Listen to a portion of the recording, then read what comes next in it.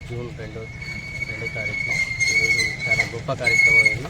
ఎందుకంటే మనకు తెలంగాణ స్వతంత్రం, మన తెలంగాణ స్వతంత్రం వచ్చిన రోజు అనుకున్నాం.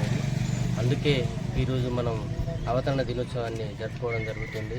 ఇది మా కేసీఆర్ గారి కృషి వల్ల వచ్చిందని మేము అనుకుంటున్నాం.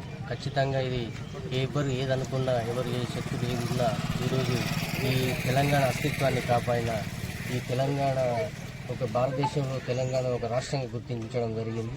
ఈరోజు మా కేసీఆర్ కృషి వల్లే ఇదంతా జరిగిందని మేము కోరుకుంటున్నాం.